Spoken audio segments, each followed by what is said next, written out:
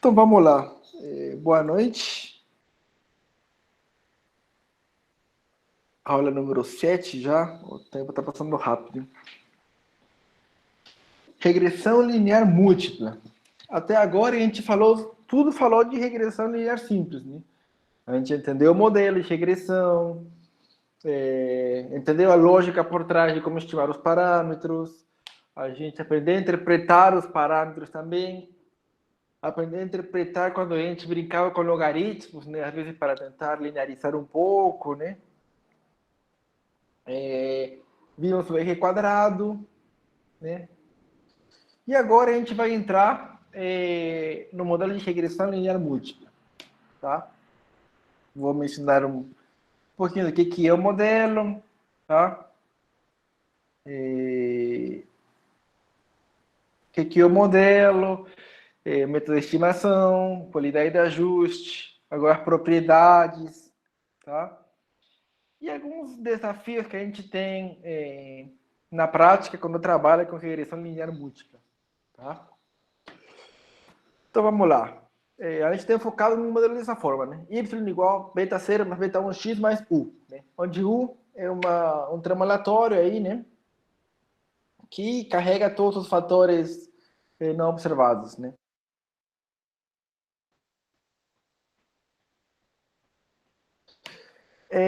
Só que pensar que um modelo de regressão linear simples, né? Quer dizer que uma única variável x pode explicar razoavelmente bem uma variável y é bastante ingênuo, né? Pensar que o modelo é tão bonitinho assim é bem ingênuo, na verdade, né? Então, na verdade, o que a gente vai ser estender essa ideia e não simplesmente considerar x. Professor, Mas, oi. eu não sei se você tá projetando alguma coisa. Foi mal aí, de novo. Valeu. Então vamos lá. Eu estava falando de regressão linear múltipla, né? Tá. A gente está acostumado até agora a trabalhar com um modelo dessa forma. Y igual a beta 0 mais beta 1x mais U, onde U é o termo aleatório e carrega todos aqueles fatores não observados, né? Só que trabalhar com esse tipo de modelo, ou seja, assumir que uma única variável pode explicar y, né, de uma forma razoavelmente bem boa, né, é bastante ingênuo. Então, o que a gente vai fazer? A gente vai estender essa ideia e vai incluir mais uma variável, né? Então, por quê? Porque um modelo que inclua mais variáveis explicativas, né, parece ser uma coisa bem mais razoável, né? Faz mais sentido para a gente pensar que um fenômeno, né, de informação complexos, ele pode ser explicado por várias variáveis do que apenas por uma única variável, né? E se incluirmos mais variáveis no nosso modelo, que sejam úteis, né, para explicar y, a gente espera o quê? Que numa maior parte da variabilidade de y, né, seja explicada, né? Que a gente consiga, de alguma forma, entender, conhecer, explicar e predizer melhor y, né? Então, regressão linear múltipla, porque utiliza múltiplas variáveis, né? Era simples porque era uma única variável, agora múltipla vai ter várias variáveis, né? Então, nosso modelo agora vai ficar dessa forma, né? Y igual a beta 0 mais beta 1x1 mais beta 2x2, né? Até beta k xk mais u, né? Onde u continua sendo um termo aleatório, né? Que carrega observações não observadas, né? Por quê? Porque a gente na prática nunca observa tudo, né? Sempre tem alguma coisa que foge do controle, né? E tudo mais. Então tudo isso vai estar carregado em u. E os betas, eles são os parâmetros do modelo, né? X vão ser as variáveis, o conjunto de K variáveis explicativas, e Y, como sempre, vai ser a nossa variável dependente, né? E de novo, né? Aquela velha história. Na prática, a gente nunca conhece beta, então a gente vai fazer o quê? Vai estimar esses betas utilizando os dados, tá? Então, vamos fazer a mesma brincadeira, né? Método de mínimos quadrados. A gente tem esse vetor agora de observações, né? De uma amostra aleatória de tamanho n, só que agora cada vetorzinho corresponde a um carinha de y e um carinha para cada uma das k variáveis, né? Então, na verdade, se tivermos fazendo observações, né, a gente vai ter n equações aqui. Só que eu posso reescrever isso de outra forma, né? Eu posso reescrever isso de uma forma mais bonitinha, tá? Os y eu vou colocar aqui como vetor coluna. Os x vão estar carregados nessa matriz zona. Eu multiplico pelos betas, mais os termos aleatórios, né? Eu não fiz nada, só reescrevi, né? Como produto matricial aqui, né? Como matriz. E simplificado fica y igual a x beta mais 1, né? Onde x, nesse caso aqui, é uma matriz, né?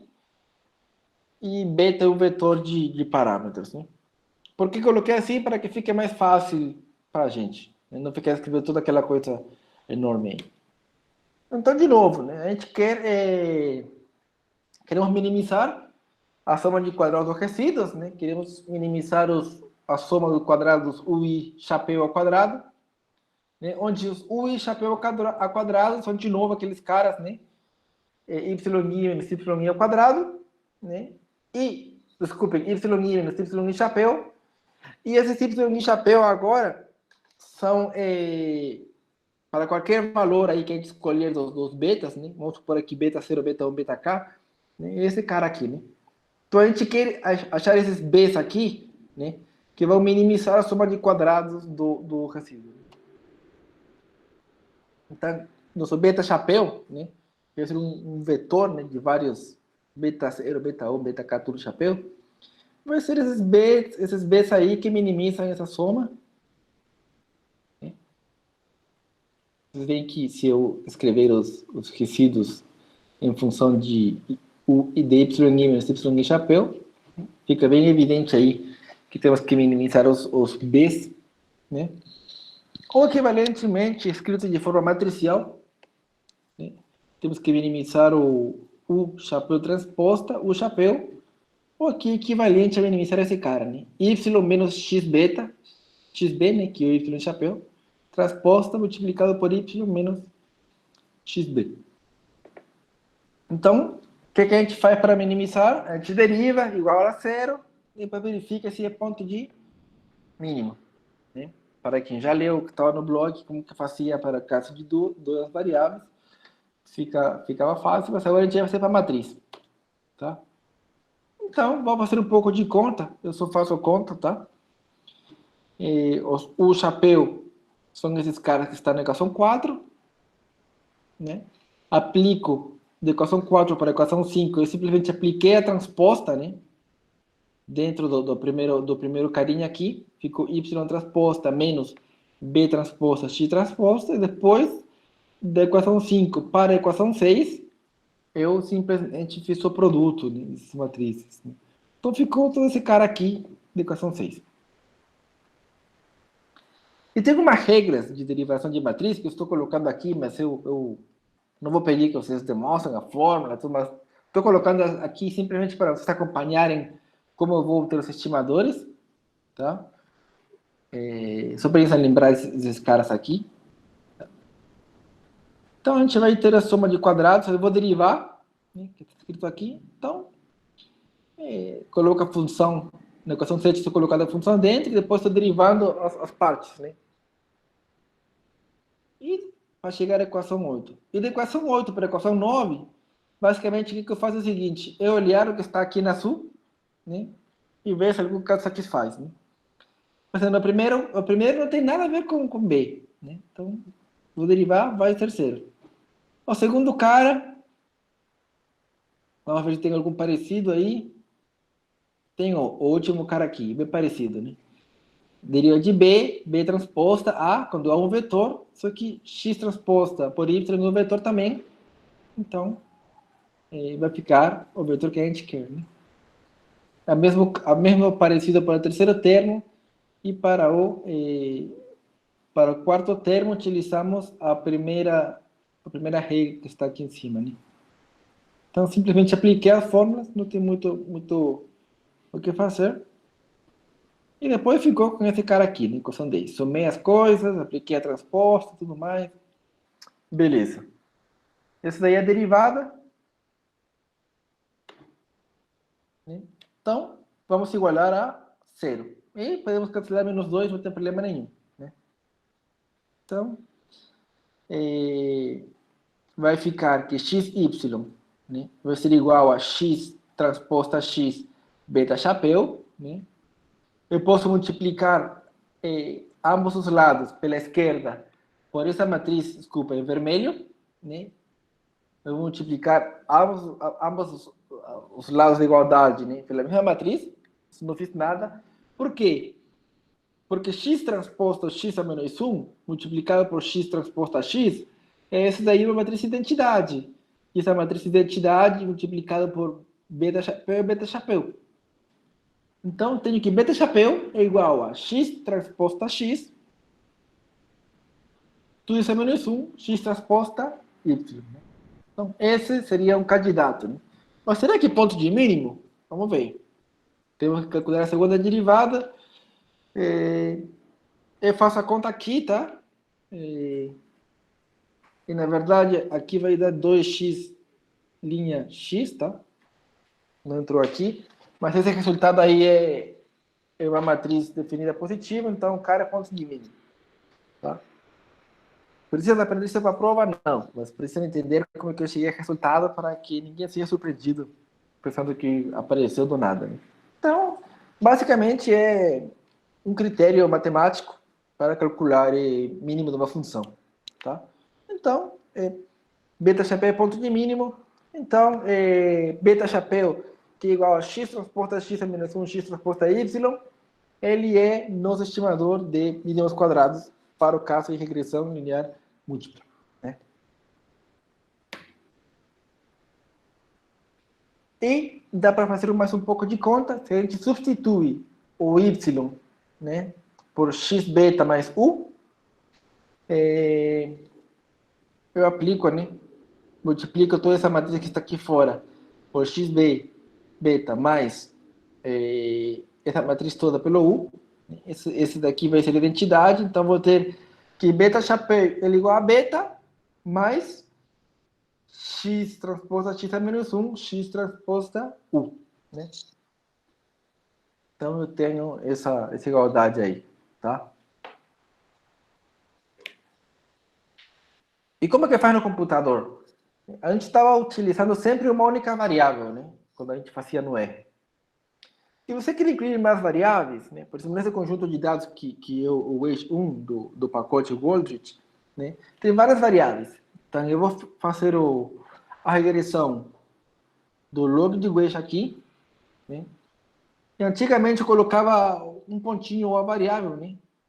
Como eu quero incluir essas três variáveis, eu coloco variável 1 mais variável 2 mais variável 3. Né?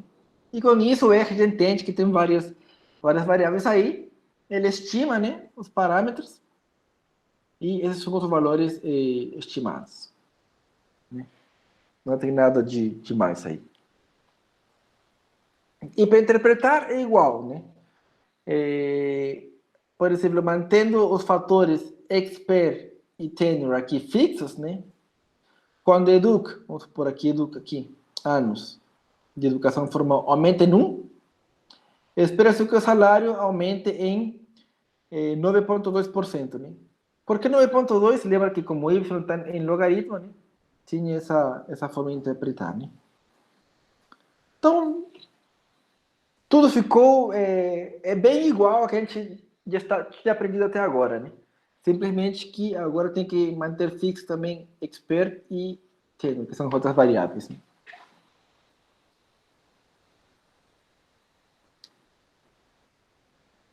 A gente já tinha falado também do R quadrado, né? A gente já tinha chegado nessa fórmula aqui. E também a gente já sabia o que significava, né? Que era a proporção de variabilidade de Y, que é explicada pelo modelo, né? E se multiplicarmos por 100, é a porcentagem da variabilidade de Y que é explicada pelo modelo. Mas aí temos várias variáveis, nesse conjunto temos várias variáveis, né? E podemos fazer vários modelos. Por exemplo, aqui eu fiz 7 modelos. O primeiro com uma variável, o segundo com 2, o terceiro com 3, o quarto com 4, o quinto com 5, e assim até o último, o sétimo modelo com 7 variáveis, tá? E o que eu quero saber agora é qual que desses modelos é melhor, né? Qual está explicando mais porcentagem da variabilidade dos dados. Então, eu fiz um gráfico aqui de cada um dos modelos e o eixo quadrado. Vejam que o primeiro modelo ele me explicou muito bem, né? Foi abaixo de 0.2, deve ser um 0.1. Mas o segundo modelo, que inclui duas variáveis, foi para o 0.25. Né? Quer dizer, mais ou menos 25% da variabilidade do log y, né? É explicada pelas duas variáveis. Né? Quando incluí 3, deu um salto também aqui. Ó. E 3 para 4 não mudou nada. Agora, de 4 para 5 mudou. 5 para 6 subiu um pouquinho. De 6 para 7 ficou quase igual. Né? Aí você diria, então vou escolher o último, né? O 7, né? Tanto faz. Só que o R quadrado, ele tem uma desvantagem, né? Você vai começar a incluir variáveis, né? E mesmo que elas não sejam importantes, o R quadrado ele nunca vai diminuir. Né? Então ele sempre vai acabar escolhendo um modelo que tem mais variáveis, né? E não necessariamente o modelo que tem mais variáveis é o melhor. Então, tem uma modificação desse R quadrado que chama R quadrado ajustado, tá? Que ele tem essa formulinha aqui. A gente não precisa lembrar a fórmula, só para você entender que esse R quadrado, vejam que ele, aqui no denominador tem um K mais 1, né? Ele penaliza, né? Quando você inclui mais variáveis. Ou seja, se você incluir uma variável que não é importante, o R quadrado vai aumentar muito pouquinho, mas ele vai ficar menor, por quê? Porque o K aumentou em número. Então ele tenta de corrigir essa desvantagem que o R quadrado tem. Né? E no R, para você pegar esse cara, esse R quadrado ajustado, você faz o summary do modelo, faz símbolo de dólar e coloca ADJ de ajustado, ponto R, ponto square. Né? E ele pega aí os R quadrados ajustados. Né? Então veja aqui de novo o gráfico, só que agora no eixo Y tem os R quadrados ajustados. Do modelo 3 para o modelo 4, parece que teve uma pequena queda aí. Né? E do modelo 6 para o modelo 7, também parece que teve uma pequena queda. Né? Se vocês olharem os números, né? Vejam que R quadrado não mudou em nada, mas o R quadrado ajustado, ele caiu um pouquinho, né? Bem pouquinho, mas ele caiu, né? Por quê? Porque ele penalizou o fato de incluir uma variável a mais. Né? Talvez, por exemplo, esse modelo com 6 variáveis, se a gente tirar a variável 4, né, que parece que contribuiu um pouco para o modelo, seja melhor. Né? Mas vocês veem que um critério melhor para comparar modelos, né, para escolher algum dos modelos, é o R quadrado ajustado. Né? E na prática, a gente geralmente prefere o R quadrado ajustado ao R quadrado. Né? Mas a interpretação deles é a mesma, tá? Você vê que os números são próximos, né? Não necessariamente vai ser assim, mas a interpretação é a mesma. Né? Por exemplo, para o modelo 7 aqui, do R quadrado ajustado, aproximadamente 40% da variabilidade dos dados, né? No caso, acho que era log y, é explicada pelo modelo. Tá? A interpretação é exatamente a mesma.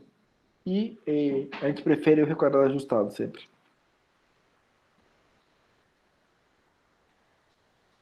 Vamos ver algumas propriedades desse estimador, tá? E, de novo, para ver as propriedades, assim como no caso de regressão linear simples, a gente precisa de algumas hipóteses, né? Que algumas são bem diretas, tá? Por exemplo, essa primeira, o modelo linear dos parâmetros, mas agora do modelo de regressão linear múltipla, né? Que tem mais variáveis. A segunda é quase a mesma coisa também, né? Uma amostra aleatória, só que agora é a amostra, o vetor de K mais 1, né? De tamanho de K mais 1. Essa daqui é nova, né? E chama colinearidade não perfeita.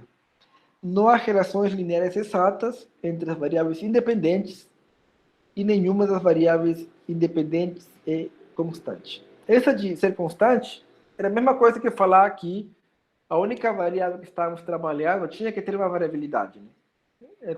A gente já estava trabalhando com isso. Mas agora essa colinearidade quer dizer o quê? Que não existe nenhuma combinação linear das variáveis, vamos supor de x2 a xk, tais que eu possa obter x1. Né? Porque se eu posso obter x1 em função das outras, é uma informação redundante, né? Não está ajudando em nada. Né? Então, essa hipótese fala que não existe essa colinearidade perfeita. Né? Que não existe uma combinação linear das variáveis independentes que me dê alguma outra. Né? E a hipótese 4 se mantém, né? A esperança condicional de U dado x é igual a zero.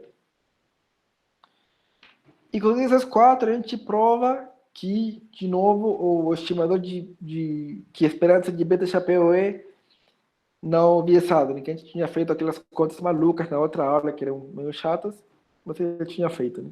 Com matriz fica muito mais fácil fazer isso. Por quê? Porque beta chapéu a gente pode escrever como beta mais x transposta x a menos 1, x transposta u.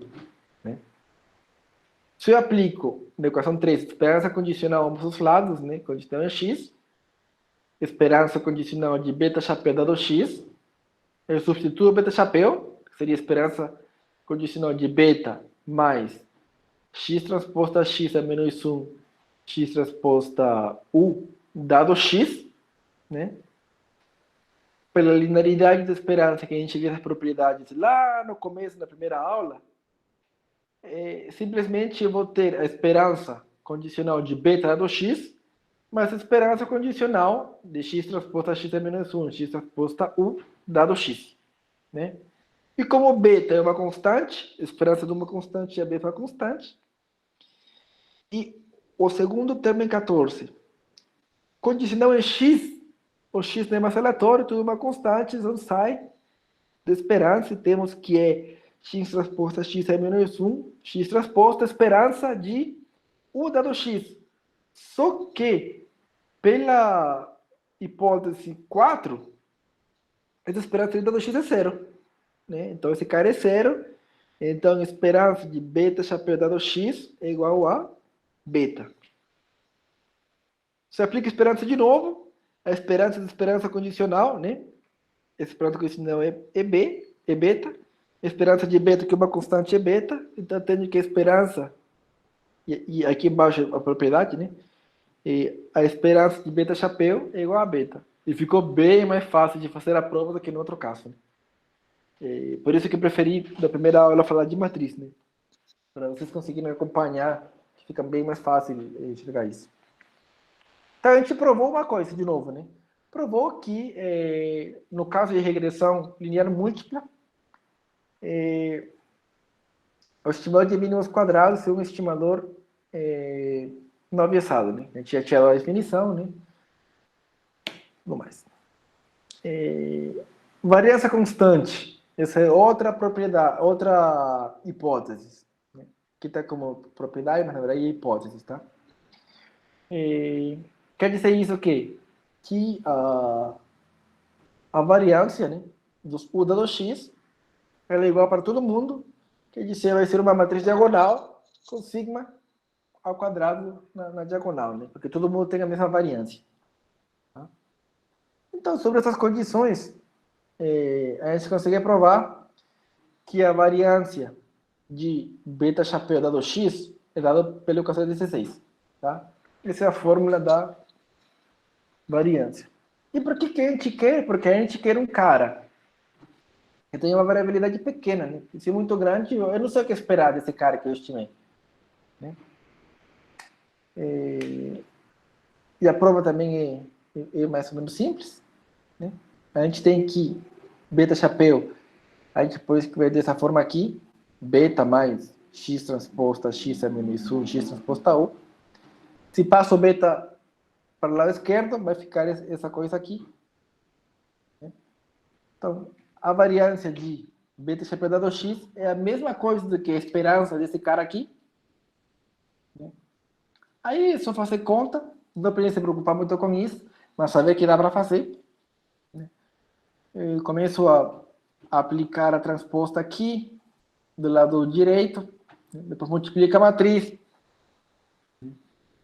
E vou chegar quando aplicar a esperança condicional em x, com x é constante, vai ficar esse cara que está no meio, essa esperança de u transposta do x, que, pela hipótese, é sigma quadrado de y. Então, como vai ser um número, multiplica por uma matriz de identidade, o número cai fora, né? E a gente consegue matar esse termo aqui, né? Porque a matriz inversa multiplicar pela matriz é a identidade, e a gente chega na fórmula. É importante vocês saberem, não. Mas é importante vocês saberem que não sai de mágica. Tem um trasfondo por trás de tudo que a gente está calculando. Mas veja que a fórmula do beta, né? Ela depende da variância de beta chapéu, depende de sigma quadrado, né? Mas, de novo, sigma quadrado não é conhecido, então a gente estima ele, né? Como estima por esse cara aqui, tá? Por quê? Porque ele tem propriedades boas.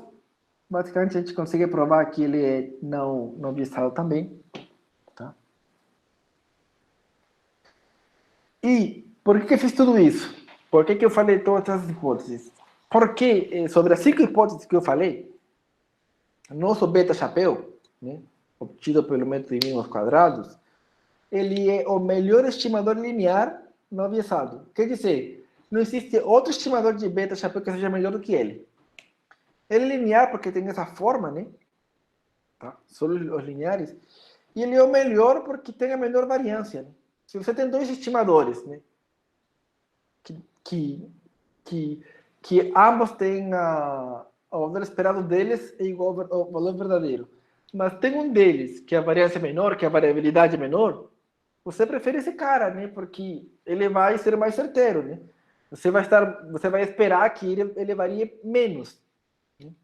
Então, por isso, ele acaba sendo o melhor estimador linear não avessado. Então, não compensa fazer outro estimador linear, porque esse daí é o melhor. Então, até aí, beleza, tem novidade, né? Porque tudo que eu falei aqui é simplesmente colocar no R LM, Y, tio, variável 1 mais variável 2 mais variável 3, que o computador calcula, né? Eu fiz a conta só para vocês saberem como que faz. Mas na hora da modelagem, a gente tem que ter muito cuidado com algumas coisas, e não é todo mundo que sabe disso, tá? Por exemplo, o que poderia acontecer? A gente poderia incluir variáveis que elas são irrelevantes, né? Então tem um conjunto de dados enorme, falar, o computador faz, vou colocar tudo aí, para ver o que dá, né? Pode fazer isso? Pode, né? Por exemplo, vamos supor que o modelo original tem 2 variáveis, tá? Mas a gente estima um modelo com 3 variáveis. Qual seria o efeito que tem por estimar esse cara, né? Por colocar um carinha a mais, né? A boa notícia é que, em termos de inexistência do viés, não tem nenhum problema. Ele vai continuar sendo não biasado, tá? Esse valor aqui vai ficar perto de zero e tudo mais, né? Mas incluir variáveis irrelevantes, ele pode ter efeitos bem indesejáveis na hora de calcular a variância, tá?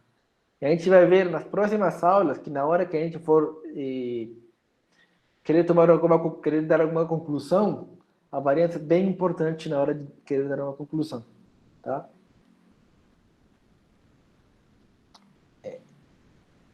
Por exemplo, esse é o modelo verdadeiro, né? E esse é o modelo estimado. Tá? Eu criei uma função que simula esse tipo de modelos, né? Com minhas observações, tá? A correlação entre x1 e x2 será zero, e os betas são os caras que eu estou dando aqui, né? Então, se eu ajusto o modelo aqui, ó, com uma única variável, beleza, né? 2.02, que está perto de 2, 1.17, que está perto de 1.2, né? Tá tranquilo.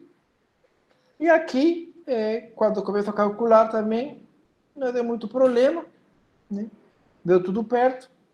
E nesse caso aqui, a variância não se viu muito afetada.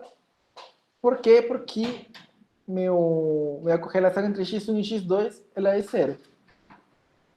Tá? Mas vamos ver o que acontece em outros casos. Olha aqui. Ó. Temos beta 0, né, no gráfico da esquerda. No gráfico do meio, beta 1, chapéu. E no gráfico da direita, beta 2, chapéu. Né?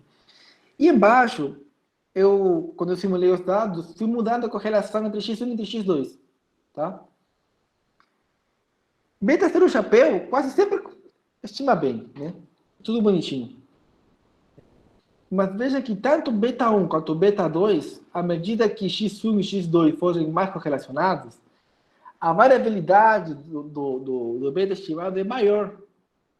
Né? Ele vai ser muito grande. Então, dependendo do caso, ele vai acabar afetando a variabilidade, ou seja, a variância do estimador. Né? Vejam que o correto seria que esteja aí no meio, né? Pertinho, bonitinho. Mas dependendo do nível de correlação que tem as variáveis que a gente inclui, a gente pode ter variâncias bem grandes. Né? Então, isso é importante saber, porque isso vai afetar nossas conclusões. Tá? A gente vai ver isso na próxima aula. Mas tem um tipo outro tipo de problema na prática que é ainda pior do que isso aí. Porque tudo bem, no anterior afeta a variância. Mas se você simplesmente está interessado em fazer uma predição do y, não tem muito problema, não. Mas aqui vai ter muito problema. Tá? Vamos supor que o modelo original tem 3 variáveis. Mas a gente estima um modelo com 2 variáveis. Será que dá ruim simplesmente por eu esquecer uma única variável? O que será que acontece? Em geral, ele vai produzir estimadores biasados. Tá? Vamos ver isso num exemplo mais prático. O modelo verdadeiro tem 2 variáveis, né? Que é o cara que está na esquerda, e o modelo estimado tem uma única variável. Então, de novo, simulo dados, né? Simulo minhas observações. Nesse caso aqui, a correlação entre x1 e x2 será 0.7, tá? Os betas são os caras que eu coloquei aqui, né? 2, 0.5, 0. Opa, e aqui coloquei 1.2, desculpem. Tá? Se eu estimo o modelo com as 2 variáveis, né? Beleza. 1.96 é perto de 2, 0.45 é perto de 5, e 1.26 é perto de 1.2. Mas se eu estimar com uma única variável, meu beta 1 deu 1.33, bem afastado do meu beta 1 original. Né? Por quê? Porque ele tentou capturar de alguma forma o que estava faltando, né? Ele tentou fazer alguma coisa aí para aplicar os dados. Né? Então, vejam o que acontece no gráfico. Ó. O do meio, o que acontece quando não há correlação entre x1 e x2, tá? E o valor verdadeiro é 0.5. Vejam se o modelo verdadeiro tiver 2 variáveis e esqueci de colocar uma segunda variável, simplesmente começa a modelar, vejam como o valor central, né, ele começa a se afastar do valor verdadeiro. Né?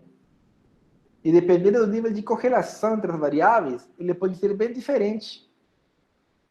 Ou seja, ele vai acabar estimando qualquer coisa. Né?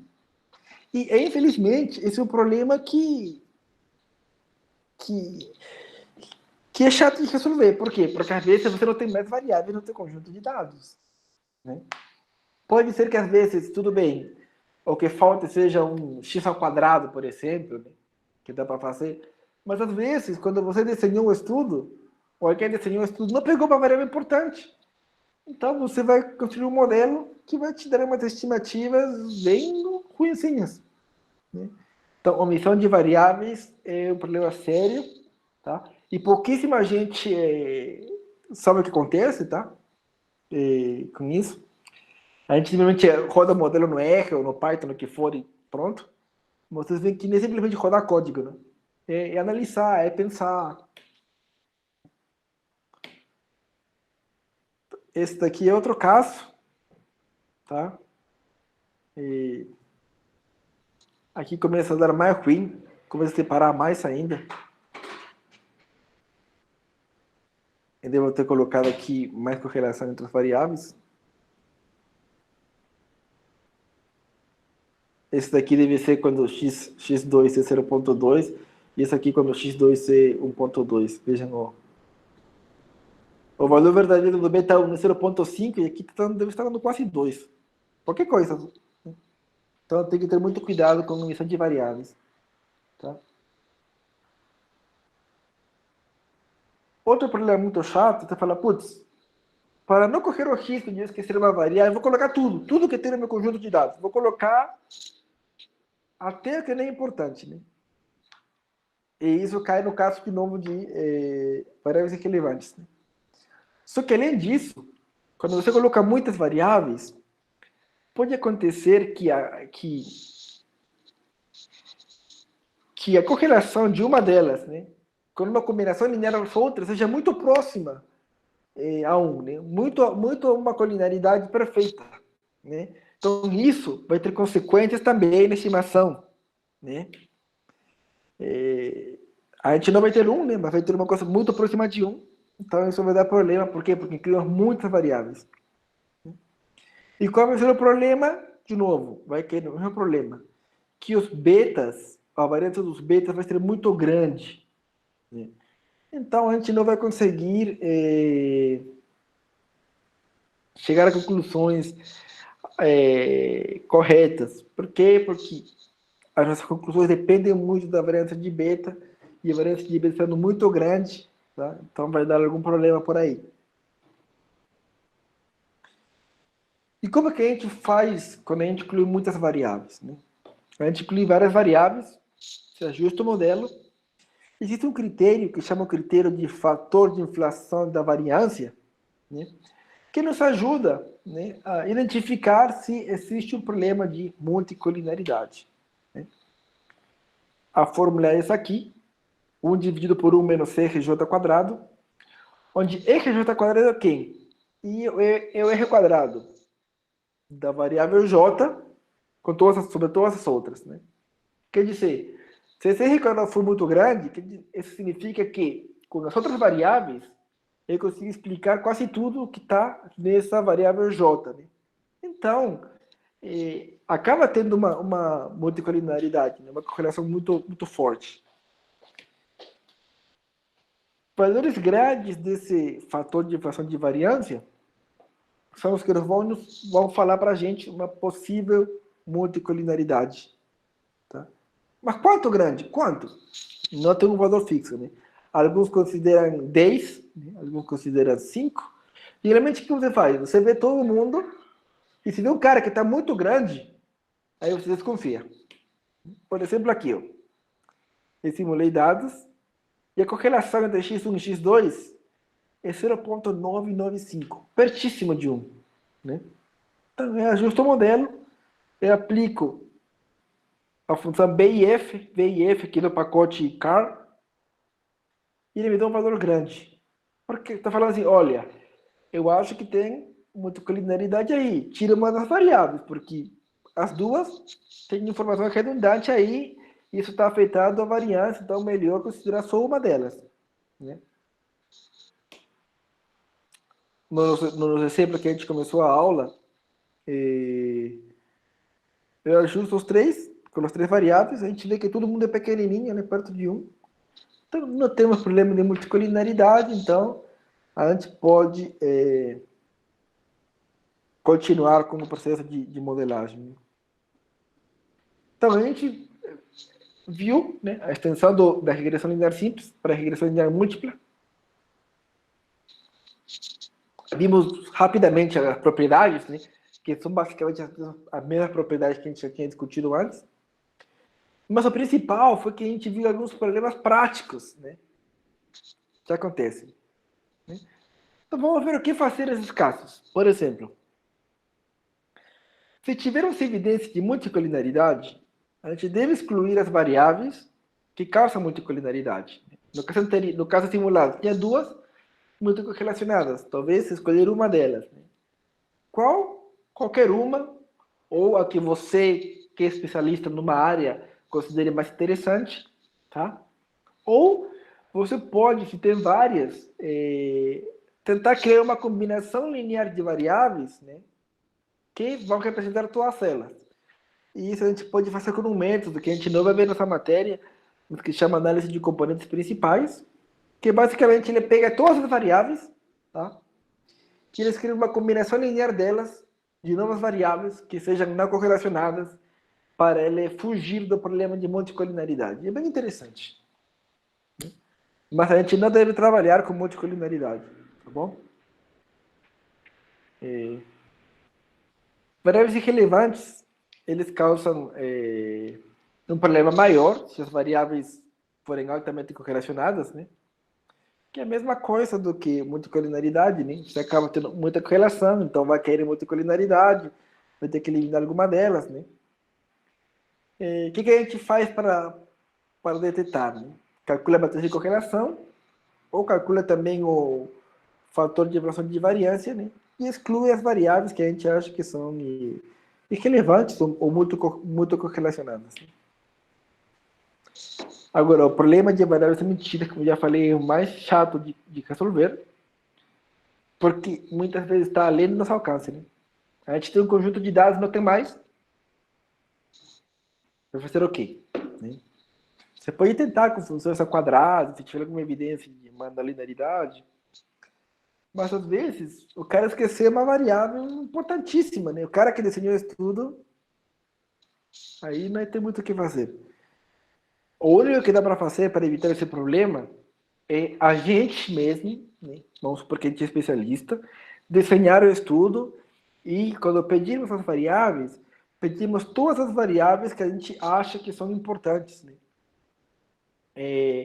Por isso é importante, por exemplo, vocês que estudam administração, né? Vocês um dia vão ser especialistas em algum assunto. Né? Então, por exemplo, um cara que vende exatas, por exemplo. Tá? A gente sabe fazer a conta, sabe fazer a modelagem, mas eu não sei, por exemplo, quais são as variáveis importantes para o teu negócio. Mas você sabe. Então, é você que tem que ajudar e falar, olha, essas variáveis são importantes por tal motivo, né?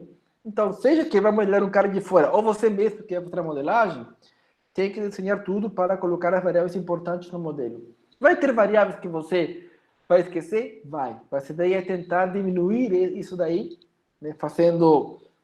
Conversando com outros especialistas, estudando o negócio, né? Pegando na literatura. A ideia é que você possa pegar tudo o que é necessário para o teu trabalho. E, bom, isso daí basicamente é o capítulo 3 do livro texto, tá? E ele não tem muito a parte que eu chamei de... Como eu chamei? Esqueci. Que eu chamei de, acho que, desafios na prática. Desafios na prática, isso. Ele não fala muito isso. Eu achei mais interessante fazer as simulações. Mas a ideia é que você entenda que não é simplesmente copiar código, tá? Hoje em dia está muito na moda de ser cientista de dados, analista de dados. O pessoal faz o curso de uma semana e acha que vai ganhar o Nobel. Mas não é assim. Né? Tem muitos aspectos, além de programar, que são super importantes. Né? Variáveis emitidas, variáveis relevantes, multicolinaridade, interpretação de parâmetros que a gente já viu. Né? Então, vocês têm a vantagem de que vocês estão aprendendo a parte de modelagem, né, para alguns casos, e vocês, como administradores, vocês vão saber do negócio. Então, vocês vão ter uma vantagem a mais, que vocês vão conhecer o negócio e vão conhecer como modelar. Mesmo se vocês não vão fazer a modelagem final, ninguém vai poder te enganar falando que esse modelo está bom.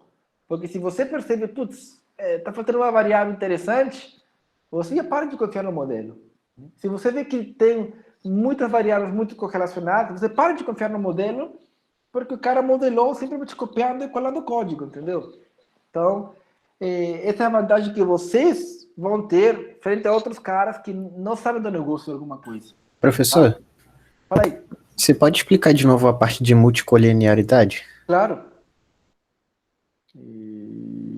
Isso aqui. Quando duas variáveis, duas ou mais, estão muito correlacionadas, né, não é bom colocar todas elas no modelo. E por que não é bom? Porque ele vai ter esse efeito aqui. Ó. Ele vai gerar variâncias dos estimadores muito grandes. E essas variâncias dos estimadores grandes vão fazer com que as tuas conclusões, que a gente acha que vai ver na próxima aula, sejam inválidas. Você vai falar, por exemplo, meu beta 1, se você mexe x1 numa unidade, y mexe beta 1 unidades, né? Pode ser que a sua conclusão esteja errada. Por quê? Porque a variância desse cara é grande. Tá? Pode ser que, na verdade, esse beta 1 que você estimou seja zero, não seja importante. Né? Você está estimando porque você acha que é importante, mas não é. Então, a multicolinearidade gera esse problema. Né? Então, a gente vai ter que ter muito cuidado. E para detectar essa multicolinearidade, a gente utiliza esse fator de inflação de variância. A gente aplica, que nem aqui, e se você vir um valor muito grande, acima de 10, acima de 7, às vezes, você duvida e tem que analisar as variáveis, né? Tem que pegar a matriz de correlação, né? Ou tem que tentar excluir alguma das variáveis. Né? E começa a brincar, né? Tira uma, deixa a outra. Tira a outra, deixa essa, né? Para ver qual explica melhor e tudo mais, né? Mas você não pode, não deve colocar variáveis muito correlacionadas no modelo, porque numericamente ele vai começar a somar qualquer coisa. Mas eu estava entendendo o seguinte, se existe multicolinearidade, quer dizer que essas variáveis explicam bem o modelo, é isso? Só que o ideal é, pelo que eu entendi, é a gente só ter uma variável que explica melhor o modelo, não mais de uma. Não necessariamente eles vão aplicar bem o modelo, não vão explicar bem. Multicolinearidade, ela fala unicamente das variáveis explicativas, né, do conjunto de variáveis x. Né? Que a gente espera que eles nos ajudem a explicar y. Mas pode ser que nem ajudem tanto assim. Mas pode ser que a gente pense que ajudam. Por quê? Porque tem colinearidade. Ele vai, no fundo, ele vai tentar falar para você que pode ser que seja bom esse modelo, mas não é tão bom assim. Entendi. É como se fosse naquela base de dados de vendas, aqueles sales, como se, por exemplo, trazendo aqui, né, para nossa realidade, aumentar a publicidade em jornal não explique o número de vendas, e sim só rádio e televisão. Pode ser. Apesar de estar ali no modelo, vamos supor que as três estejam muito correlacionadas, né? Fala, putz, deve ter um problema, talvez, né? Muito contra-intuitivo, vamos ver o que está acontecendo. Então, qual é que eu não sei se ficou muito claro para mim, qual que seria o conceito para classificar variáveis como multicolineares? Vamos supor que a gente tem três variáveis, né? Como no caso de vendas. TV, rádio e jornal, né? Vamos supor que TV e jornal, uma combinação linear de TV e jornal, seja quase próxima, bem próxima com relação com ela com o rádio. Quase 1. Então, se a correlação entre elas é muito próxima de 1, né, existe esse problema de multicolinearidade. Você considera o problema de multicolinearidade quando existe correlação próxima entre elas. Mas não necessariamente entre variável 1 e variável 2, né? Ou variável 2 e variável 3, né? Pode ser que com algum conjunto delas você explique a outra. Entendi. Mas ter uma correlação alta é bom, não é? Próxima de 1. Não necessariamente. Por exemplo, entre x e y, sim. Mas entre várias da x, não necessariamente, né? Porque aí vai te dar inflação de variância, e você não vai conseguir interpretar direito e tudo mais. Ah, tá. Beleza. Uhum. Bom, é isso, pessoal. Não sei se alguém mais tem alguma pergunta. Eu espero que os gráficos que eu fiz tenham ajudado em alguma coisa. Tá? Eu não encontrei isso nos livros, mas eu achei interessante. Eu vou parar de gravar aqui.